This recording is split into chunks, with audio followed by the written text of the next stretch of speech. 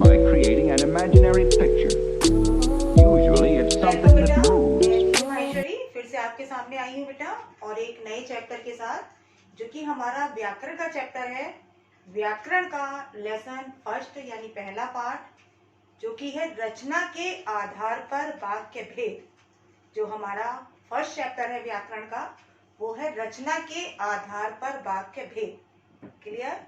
अब थोड़ा सा कि रचना के आधार पर वाक्य भेद क्या होते हैं, उसे समझने से पहले बेटा सबसे पहले हमें ये जानना जरूरी है कि ये वाक्य क्या होते हैं, तभी तो हम उसके भेद बता पाएंगे कि ये सेंटेंस क्या है, वाक्य क्या है, किसे कहते हैं हम वाक्य। तो सबसे पहले बेटा जो वाक्य है समझने की आवश्यकता कि भाषा की सबसे छोटी इकाई होती है वर्ण या अक्षर। ये सभी जानते हैं बेटा कि भाषा की सबसे छोटी इकाई वर्ण या अक्षर। जैसे ये हुआ हमारा वर्ण का हुआ, या आपने खा लिया, या आपने आ लिया है, या पा, कुछ भी है आपने, या टा, ये हो गए हमारे वर्ण। तो भाषा की सबसे छोटी इकाई जिसे हम बोलते हैं वर्ण या अक्षर। क्लियर? वर्ण और अक्षर के मेल से जो बनता है वो बनता है शब्द। क्या बनता है कि वर्ण और अक्षर के मेल से क्या बना? शब्द। अब कैसे बनेगा शब्द? जैसे हमने का, मा और ला, अब इन तीनों को मिला दिया, ये हो गया कमल। हमारा क्या बन गया? शब्द। क्लियर है? उसके अलावा कुछ भी हम लिख सकते हैं, ट मा टा र, क्या हुआ? टमाटर। ये हमारा बना शब्द। क्लियर? तो भाषा की सबसे छोटी इकाई हुई वर्ण या अक्षर। वर्ण और अक्षर के या अक्षर के मेल से बनते हैं शब्द। क्लियर? अब शब्दों के मेल से बनता है वो बनता है सेंटेंस। कि किसके मेल से बनता है? कि शब्दों के मेल से जो बना वो बना हमारा सेंटेंस यानी वाक्य। जैसे मैंने कहा राम किताब पढ़ता है। अब यहाँ पर बेटा क्या है? एक शब्द राम है, एक शब्द किताब है, ये पढ़ता है और ये है। तो शब्दों का ये क्या हो गया? समूह, जिससे हमारा क्या बन गया? सेंटेंस यानी वाक्य। क्लियर? अब वाक्य की जो परिभाषा बेटा, क्योंकि समझने से कि केवल ऐसी नहीं, क्या है कि वाक्य कि ऐसा समूह शब्दों का जो कैसा हो? सार्थक हो। शब्द कैसे हो? जिसमें सार्थक और व्याकरण की दृष्टि से शुद्ध भी हो और व्यवस्थित क्रम भी हो। ये जानने की बहुत आवश्यकता है बेटा। ऐसे नहीं कि हम सेंटेंस कुछ भी है, कहीं का जोड़ा शब्द बन गया, ऐसा नहीं है। तो वाक्य हमारे क्या है बेटा? कि वाक्य शब्दों का ऐसा समूह है जो क्या हो बेटा? कि जो व्यवस्थित भी हो और व्याकरण की दृष्टि से शुद्ध हो, और ऐसे शब्द जो सार्थक हो। क्लियर है बेटा? वो हमारा कहलाता है सेंटेंस यानी वाक्य। क्लियर हुआ? इतना सबको समझ में आया? तो हम इसको एक परिभाषा के रूप में दे सकते हैं। अब बेटा व्यवस्थित का मतलब क्या है? व्यवस्थित ये जानने की बेटा आवश्यकता है आपको बेटा कि जैसे हमारा इंग्लिश होता है, तो इंग्लिश में हम सबसे पहले लगाते हैं बेटा सब्जेक्ट। सब्जेक्ट के बाद हमारा जो लगता है वो लगती है वर्ब, और वर्ब के बाद आता है ऑब्जेक्ट। ये सभी जानते हैं बेटा। जैसे हमने कहा ही राइट्स अ लेटर, ही क्या हो गया? सब्जेक्ट, राइट्स हो गया वर्ब, और लेटर हमारा क्या हो गया? ऑब्जेक्ट। जबकि जो हमारी क्या है संस्कृत या हिंदी, इसमें जो होता है सबसे पहले लगता है बेटा सब्जेक्ट, जिसको हम बोलते हैं उद्देश्य, कर्ता जिसको बोलते हैं, उसके बाद आता है बेटा कर्म जिसको ऑब्जेक्ट बोलते हैं, और लास्ट में होती है क्रिया, यानी क्रिया पर सेंटेंस क्या होता है? कंप्लीट होता है। तो व्यवस्थित क्रम कि जहां जो लगना है ना, वही लगे। कि पहले कर्ता लगना है तो कर्ता, फिर बाद में कर्म लगना है तो कर्म, उसके बाद क्या लगना है? क्रिया लगनी है तो क्रिया, बीच में क्रिया विशेषण आ रहा है या विशेषण आ रहा है। तो जो व्यवस्थित क्रम है, व्यवस्थित है ना, उस आधार पर हो, और साथ में क्या हो? व्याकरण की दृष्टि से शुद्ध भी हो सेंटेंस, वो हमारा कहलाता है वाक्य। क्लियर है? इतना सबको समझ में आया? तो हम इसको एक परिभाषा रूप में कैसे लिख सकते हैं कि हम इसकी परिभाषा हेडिंग डालेंगे कि शब्दों का ऐसा समूह जो सार्थक हो, व्यवस्थित हो,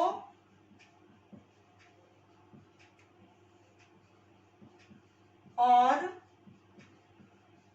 व्याकरण की दृष्टि से शुद्ध भी हो, उसे वाक्य कहते हैं। वाक्य कहते हैं।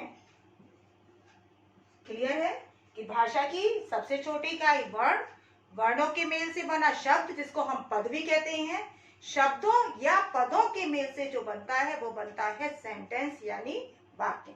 क्लियर है, सबको समझ में आया। अब बेटा आते हैं वाक्य के यानी अंग, या जिसको आप इंग्लिश में बोलते हो पार्ट। तो वाक्य के अंग,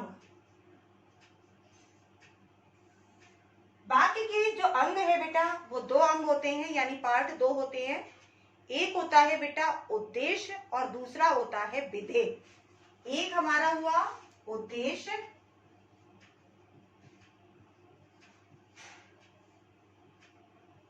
और दूसरा हमारा जो हुआ वो क्या हुआ, हमारा विधेय।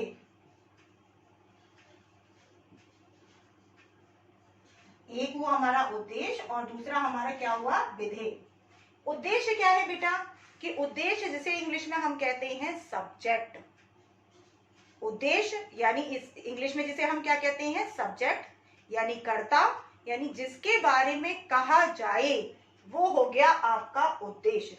कि जिसके बारे में कहा जाए, या कर्ता यानी काम को करने वाला, जिसको हम क्या कह सकते हैं, उद्देश्य भी कह सकते हैं, सब्जेक्ट भी कह सकते हैं। अब विधेय क्या है बेटा, जिसको इंग्लिश में कहते हैं प्रेडिकेट। सब्जेक्ट एंड प्रेडिकेट आप पढ़े हो ना। विधेय हमारा क्या है बेटा, प्रेडिकेट। क्लियर है। अब सब्जेक्ट के बारे में जो कुछ भी कहा जाए, यानी उद्देश्य के बारे में जो कुछ भी कहा जाए वो हमारा कहलाता है विधेय। क्लियर है, वो हमारा क्या कहलाएगा, विधेय। अब मैं उदाहरण से स्पष्ट कर रही हूं कैसे। मैंने कहा राम किताब पढ़ता है, राम किताब पढ़ता है। अब यहाँ पर जो राम है ये हो गया आपका उद्देश्य, ये आपका क्या हुआ, उद्देश्य। किताब पढ़ता है ये हमारा क्या हो गया, विधेय। ये क्या हुआ हमारा, विधेय। क्लियर है। मैंने कहा कि राम ने रावण को मारा, राम ने रावण को मारा। अब यहाँ पर क्या है बेटा, राम ने इतना पूरा आएगा, ये आ गया आपका उद्देश्य, और रावण को मारा ये हमारा इतना हो गया पूरा विधेय, यानी विधेय। क्लियर है, इतना सबको समझ में आया। अब मैंने कहा कि स्वतंत्रता सेनानी चंद्रशेखर आजाद एक सच्चे देशभक्त थे। तो स्वतंत्रता सेनानी चंद्रशेखर आजाद, इतना पूरा आपका होगा उद्देश्य।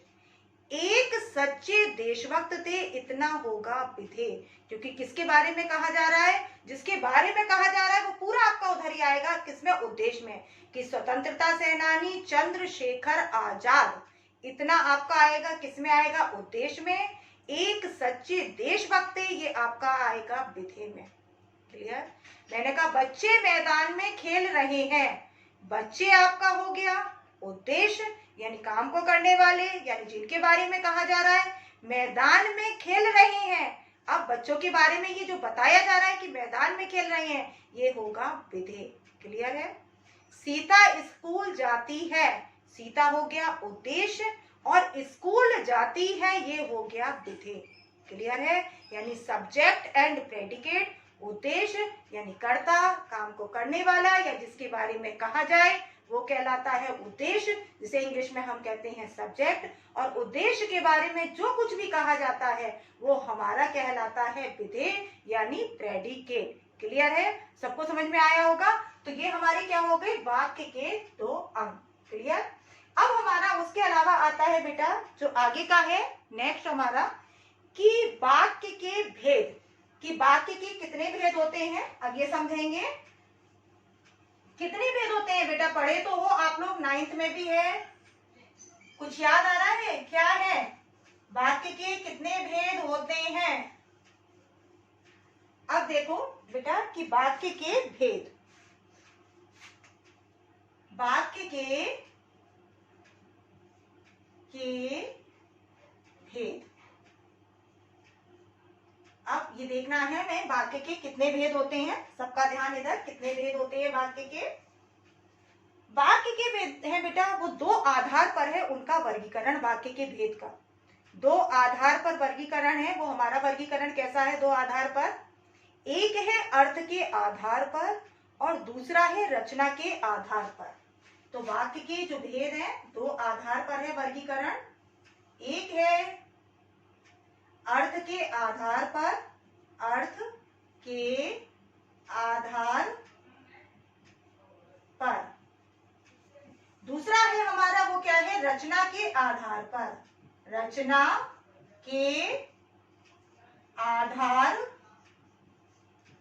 पर। एक है हमारा अर्थ के आधार पर, दूसरा हमारा क्या है, रचना के आधार पर। अब अर्थ के आधार पर जो वाक्य के भेद हैं उसके 8 हैं, 1 2 3 4 5 6 7 8। पहला हुआ हमारा विधानवाचक, विधानवाचक, दूसरा संकेतवाचक, संकेतवाचक, तीसरा संदेहवाचक,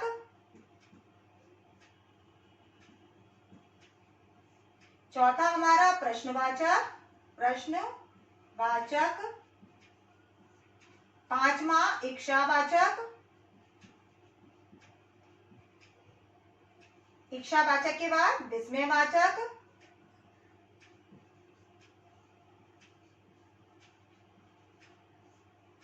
सातवां आज्ञावाचक और आठवां है हमारा, वो है हमारा निषेधवाचक, जिसे नकारात्मक नेगेटिव सेंटेंस कहते हैं। तो निषेधवाचक ये हमारे हो गए 8 कौन से हो गए, अर्थ के आधार पर इसका वर्गीकरण। अब जो है रचना के आधार पर, रचना के आधार पर होते हैं वाक्य के 3 भेद, 1 2 और 3 भेद। इसको बोलते हैं बेटा, पहला हुआ सरल वाक्य, या इसको हम कहते हैं साधारण वाक्य भी, साधारण वाक्य, सरल वाक्य कह सकते हो आप, या क्या कह सकते हो, साधारण वाक्य। क्लियर। दूसरा आया बेटा हमारा संयुक्त वाक्य, संयुक्त वाक्य,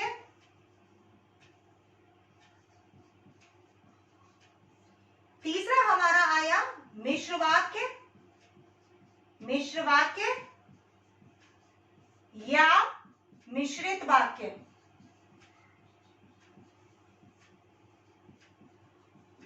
क्लियर, इतना सबको समझ में आया कि दो है वाक्य के भेद, दो आधार पर है वर्गीकरण, एक है अर्थ के आधार पर, अर्थ के आधार पर है वो 8 भेद है, विधानवाचक, संकेतवाचक, संदेहवाचक, प्रश्नवाचक, इच्छावाचक, विस्मयवाचक, आज्ञावाचक और निषेधवाचक।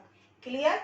रचना के आधार पर वाक्य के 3 भेद, सरल वाक्य या साधारण वाक्य, जिसे हम कहते हैं सिंपल सेंटेंस, कि सरल वाक्य या साधारण वाक्य, जिसको हम क्या बोलते हैं, सिंपल सेंटेंस। क्लियर है। दूसरा संयुक्त वाक्य, जिसको हम बोलते हैं कंपाउंड सेंटेंस। क्या बोलते हैं, कंपाउंड सेंटेंस। तीसरा हमारा आया मिश्र वाक्य या मिश्रित वाक्य, जिसको हम बोलते हैं कॉम्प्लेक्स सेंटेंस।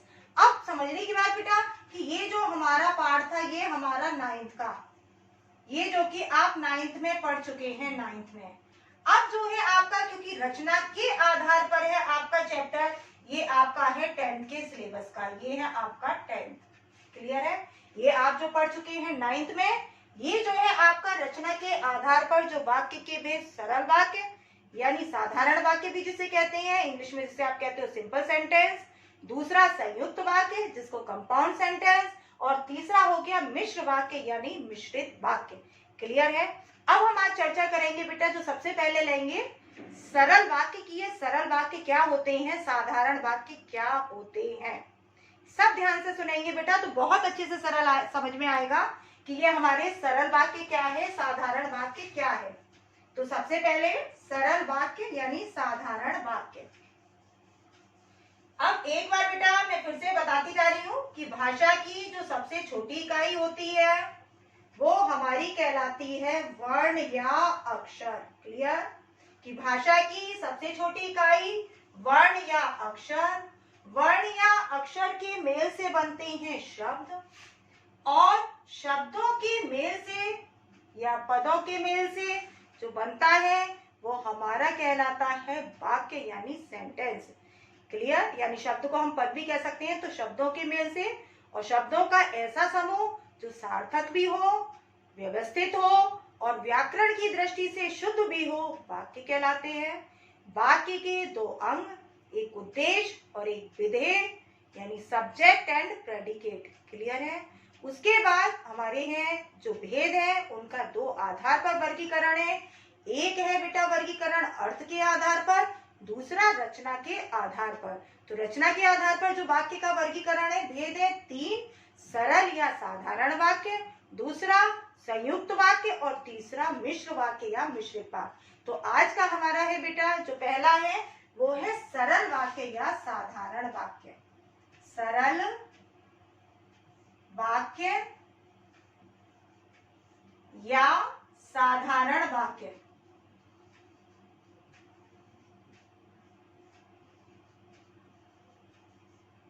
जिसको हम इंग्लिश में क्या कहते हैं बेटा, कि जिसको हम इंग्लिश में कहते हैं सिंपल सेंटेंस। क्लियर? सबको समझ में आया?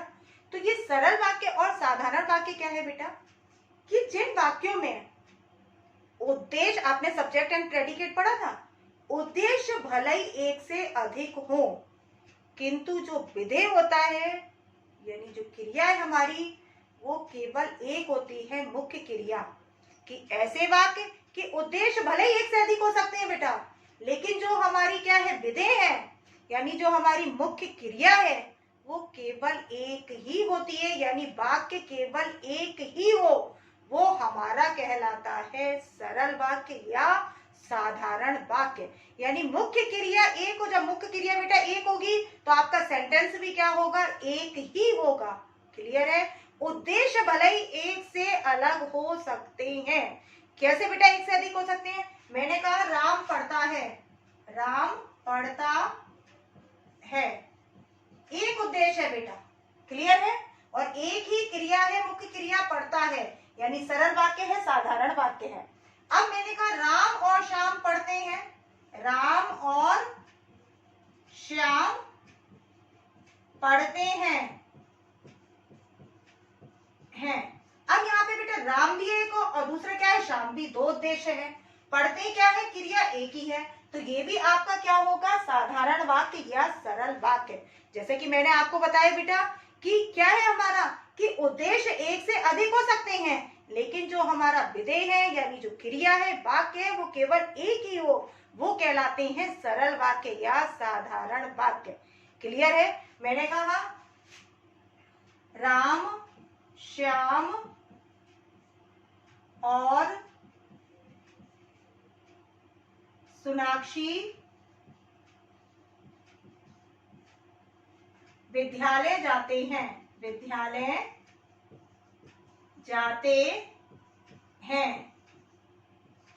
अब बेटा यहाँ पर एक उद्देश्य राम, दूसरा उद्देश्य श्याम, तीसरा सोनाक्षी, ये आपका क्या हो गया, तीन उद्देश्य। यानी उद्देश्य आपके एक से अधिक है, लेकिन जो आपकी क्रिया है, मुख्य क्रिया एक ही है, जाते हैं। यानी सेंटेंस आपका एक ही है, विधेय आपका एक ही है। उद्देश्य भले ही अलग हो गए बेटा, एक से तीन हो गए, लेकिन विधेय आपका एक ही है, विद्यालय जाते हैं। क्लियर है? यानी वाक्य आपका एक ही है, मुख्य क्रिया एक ही है, तो ऐसे वाक्य कहलाते हैं बेटा सरल वाक्य या साधारण वाक्य। अब ये अलग बात है बेटा कि जो क्रिया हमारी है वो एक पद वाली भी हो सकती है, दो पद वाली भी हो सकती है, तीन पद वाली भी, चार पद वाली, पांच पद वाली भी हो सकती है, लेकिन मुख्य क्रिया होगी एक ही। जैसे मैंने कहा सचिन ने क्रिकेट खेला। अब यहाँ पर खेला बेटा एक ही पद वाली क्रिया है, एक ही है पद इसमें।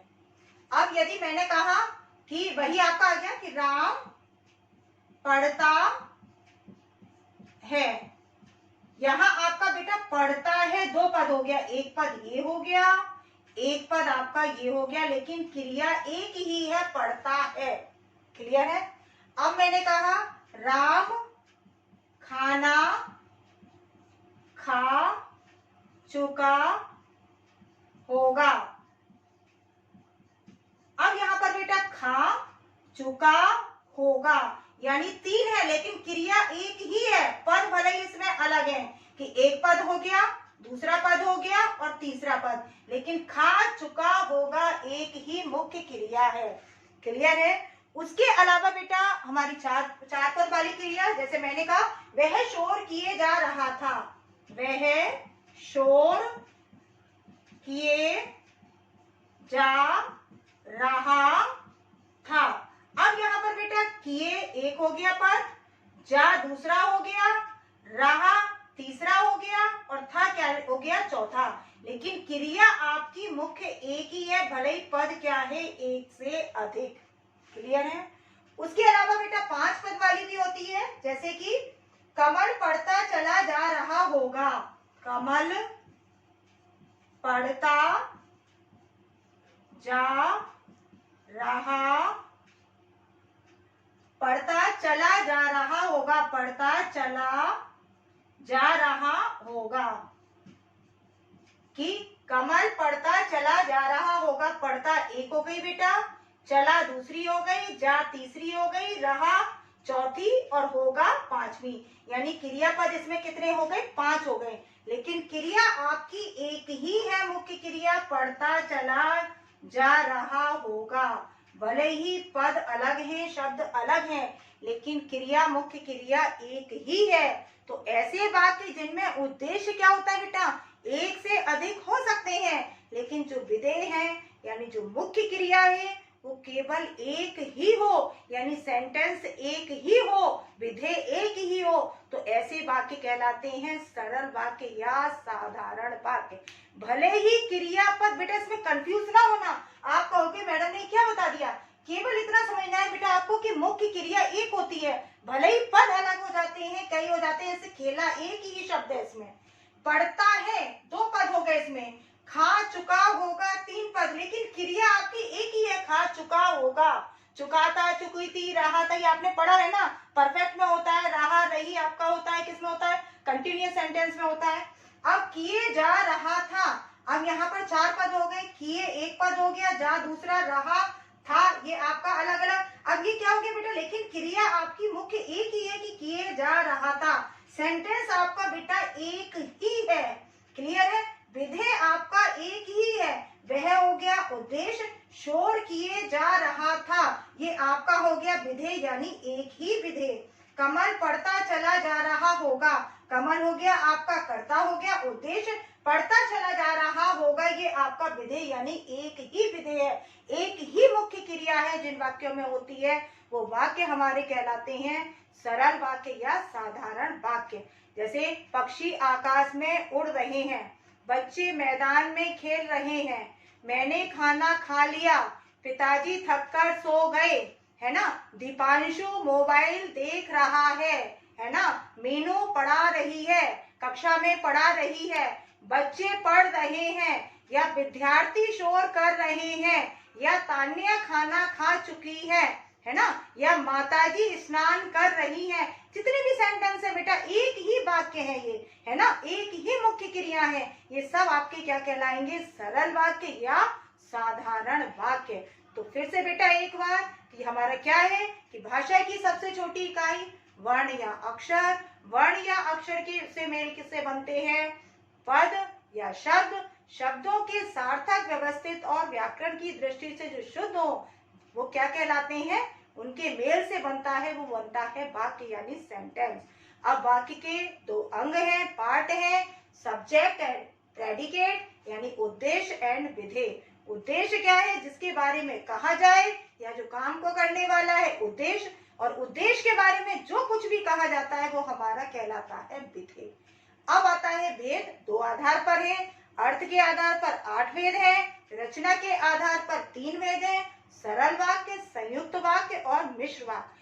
सरल वाक्य जिसे हम साधारण वाक्य भी कहते हैं या सिंपल सेंटेंस भी कहते हैं, जिसमें उद्देश्य तो एक से अधिक हो सकते हैं, बात समझ में आई, किंतु विधेय एक ही हो, मुख्य क्रिया एक ही हो, यानी हम ये भी कह सकते हैं वाक्य एक ही हो सेंटेंस, जब मुख्य क्रिया एक ही होगी, क्योंकि मैंने बताया था ना कि वाक्य में हमारी जो क्रिया होती है सबसे लास्ट में होती है, हिंदी में क्रिया पर ही सेंटेंस का एंड होता है। क्लियर है, बात समझ में आई। तो जहां पर मुख्य क्रिया एक हो यानी वाक्य एक हो, या हम ये कह सकते हैं विधेय एक हो, उद्देश्य भले ही एक से अधिक हो जाए, तो वो होता है हमारा सरल वाक्य या साधारण वाक्य। क्लियर है बेटा, थोड़ा प्रैक्टिस करिए बेटा, वीडियो को देखिएगा अच्छे से, तो निश्चित रूप से आपको समझ में आएगा कि ये हमारे सरल वाक्य क्या है, यानी सिंपल सेंटेंस।